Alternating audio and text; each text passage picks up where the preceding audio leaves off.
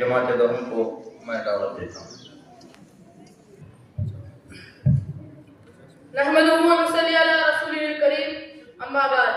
औज़ु बिल्लाहि मिनश शैतानिर रजीम, बिस्मिल्लाहिर रहमानिर रहीम। ಸರ್ವಸ್ತುತಿ ಸರ್ವಲೋಕಗಳ ಪರಿಪಾಲಕನಾದ ಅಲ್ಲಾಹನಿಗೆ ಮೀಸಲು. ಪರಮ ದಯಾಮಯನು ಕರುಣಾನಿಧಿಯೂ ಆದ ಅಲ್ಲಾಹನ ನಾಮದಿಂದ. ವೇದಿಕೆಯ ಮೇಲೆ ಆಸೀನರಾಗಿರುವ ಮುಖ್ಯ ಅತಿಥಿಗಳೇ, ಗಣ್ಯರೇ, ಶಿಕ್ಷಕರೇ, ಪೋಷಕರೇ ಹಾಗೂ ನನ್ನ ಸಹೋದರ ಸಹೋದರಿಯರೇ, ಅಸ್ಸಲಾಮು ಅಲೈಕುಂ ವರಹಮತುಲ್ಲಾಹಿ ವಬರಕಾತುಹು. ಇಂದಿನ ಈ ಶುಭ ಸಮಾರಂಭದಲ್ಲಿ ನನ್ನ ಭಾಷಣದ ವಿಷಯ ಇಸ್ಲಾಂನಲ್ಲಿ ಶಿಕ್ಷಣದ ಮಹತ್ವ ಎಂಬುದಾಗಿದೆ. ಮಾನ್ಯರೇ, ಇಸ್ಲಾಂ ಧರ್ಮದಲ್ಲಿ ಶಿಕ್ಷಣವನ್ನು ಜೀವನದ ಅತ್ಯಮೂಲ್ಯ ಆಭರಣವೆಂದು ಪರಿಗಣಿಸಲಾಗಿದೆ.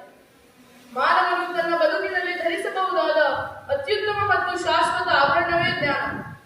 ಏಕೆಂದರೆ ಶಿಕ್ಷಣವು ಕೇವಲ ಮಾಹಿತಿ ನೀಡುವುದಿಲ್ಲ, ಅದು ಮಾನವನ ಮನಸ್ಸನ್ನು ರೂಪಿಸುತ್ತದೆ, ವಿಚಾರ ಶಕ್ತಿಯನ್ನು ಬೆಳೆಸುತ್ತದೆ ಮತ್ತು ಒಳ್ಳೆಯದು ಕೆಟ್ಟದು ಎಂಬ ಭೇದವನ್ನು ತಿಳಿಯುವ ಸಾಮರ್ಥ್ಯವನ್ನು ನೀಡುತ್ತದೆ.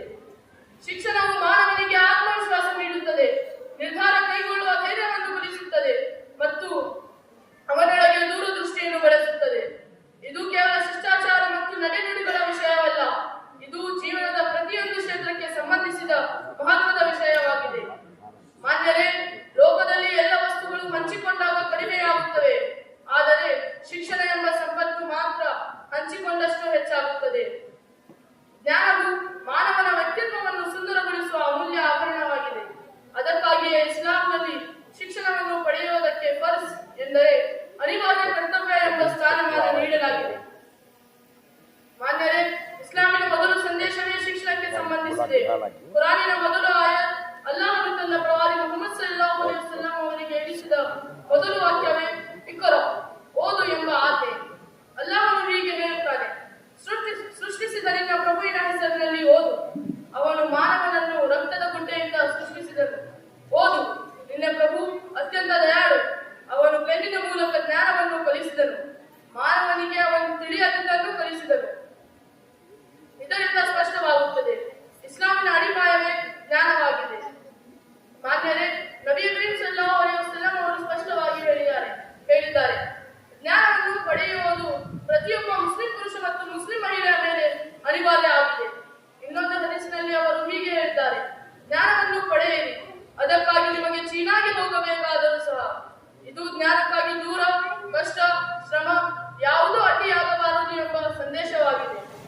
ಗೌರವಾನ್ವಿತ ಸಭಿಕರೇ, ಇಸ್ಲಾಂ ಶಿಕ್ಷಣ, ಅಧ್ಯಯನ, ಬೋಧನೆ ಮತ್ತು ಕಲಿಕೆಯ ಕುರಿತು ನೀಡಿದ ಮಾರ್ಗದರ್ಶನದ ಪರಿಣಾಮವಾಗಿ ಜಗತ್ತು ಅಜ್ಞಾನ ಎಂಬ ಅಂಧಕಾರದಿಂದ ಹೊರಬಂದಿತು. ಕುರಾನಿನ ಅವತರಣೆಯೊಂದಿಗೆ ಅಜ್ಞಾನದ ಯುಗಕ್ಕೆ ಅಂತ್ಯವಾಯಿತು. ಮುಸ್ಲಿಮರು ಎಲ್ಲೆಡೆ ಹೋದರೂ ಜ್ಞಾನದ ದೀಪವನ್ನು ಬೆಳಗಿಸಿದರು. ವಿಜ್ಞಾನ, ವೈದ್ಯಕೀಯ, ಗಣಿತ, ಖಗೋಳಶಾಸ್ತ್ರ, ತತ್ವಶಾಸ್ತ್ರ ಅನೇಕ ಕ್ಷೇತ್ರಗಳಲ್ಲಿ ಅವರು ಜಗತ್ತಿಗೆ ಬೆಳಕು ನೀಡಿದರು. ಅದು ಜ್ಞಾನವು ಇನ್ನೂ ಶಾಖೆಗಳಾಗಿ ವಿಭಜಿಸಲ್ಪಡದ ಕಾಲವಾಗಿತ್ತು. ಒಬ್ಬ ವ್ಯಕ್ತಿಯೇ ದೀನಿ ಮತ್ತು ದುನಿಯಾ ಎಂಬ ಜ್ಞಾನಗಳಲ್ಲಿ ಪಾಂಡಿತ್ಯ ಹೊಂದಿದ್ದ ಯುಗವದು. ಆ ಕಾಲದಲ್ಲಿ ದೀನು ಮತ್ತು ದುನಿಯಾ ಎಂಬ ವಿಭಜನೆ ಇರಲಿಲ್ಲ. ಸಂಪೂರ್ಣ ಗಮನವು ಉಪಯುಕ್ತ ಜ್ಞಾನವನ್ನು ಪಡೆಯುವಂತ ಇತ್ತು. ಉಪಯೋಗವಿಲ್ಲದ ಮತ್ತು ನೈತಿಕತೆ ಹಾಳು ಮಾಡುವ ಜ್ಞಾನದಿಂದ ಅಲ್ಲಾಹನ ಶರಣು ಬೇಡಲಾಗುತ್ತಿತ್ತು. ಉಪಯುಕ್ತ ಜ್ಞಾನವನ್ನು ಸತ್ಕರ್ಯ ಎಂದು ಪರಿಗಣಿಸಲಾಗುತ್ತಿತ್ತು. ಮಾನ್ಯರೇ, ಕಾಲಕ್ರಮೇಣ ಜ್ಞಾನದಲ್ಲಿ ವೈವಿಧ್ಯತೆ ಹೆಚ್ಚಾಯಿತು. ಎಲ್ಲಾ ಜ್ಞಾನಗಳನ್ನು ಒಬ್ಬ ವ್ಯಕ್ತಿಯೇ ಸಂಪೂರ್ಣವಾಗಿ ಆಳವಾಗಿ ಕಲಿಯುವುದು ಕಷ್ಟವಾಯಿತು. ಈ ಕಾರಣದಿಂದ ವಿವಿಧ ಕ್ಷೇತ್ರಗಳಿಗಾಗಿ ಪ್ರತ್ಯೇಕ ಸಂಸ್ಥೆಗಳು ಹುಟ್ಟಿಕೊಂಡವು. ಭಾರತದಲ್ಲಿ ಮದ್ರಸಾ ಮತ್ತು ಶಾಲೆ ಎಂಬ ಪರಿಕಲ್ಪನೆಗಳು ವಿಭಿನ್ನವಾಗಿ ಬೆಳೆಯತೊಡಗಿದವು. ಆಲಿಮ್ ಮತ್ತು ವಿದ್ವಾಂಸ ಎಂಬ ಪದಗಳು ಬೆಳಕಿಗೆ ಬಂದವು. ಆದರೆ ಇಲ್ಲಿ ನಾವು ಮರೆಯಬಾರದು, ಆಧುನಿಕ ಶಿಕ್ಷಣವೂ ಅಗತ್ಯ, ಧಾರ್ಮಿಕ ಶಿಕ್ಷಣವೂ ಅಗತ್ಯ. ಎರಡರ ಸಮತೋಲನವೇ ಸಮಗ್ರ ಮಾನವನ ನಿರ್ಮಾಣಕ್ಕೆ ದಾರಿ.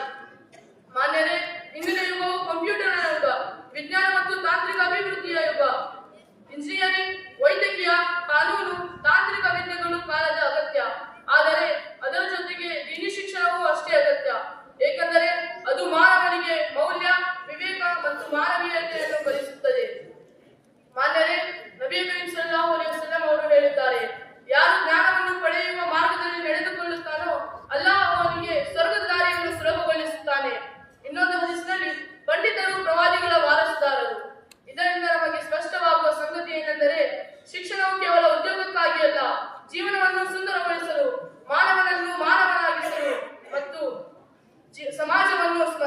ಮಾರ್ಗಕ್ಕೆ ಕರೆತರಲು.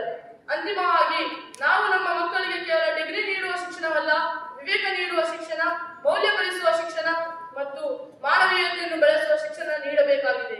ಅಲ್ಲಾಹನು ನಮ್ಮನ್ನೆಲ್ಲ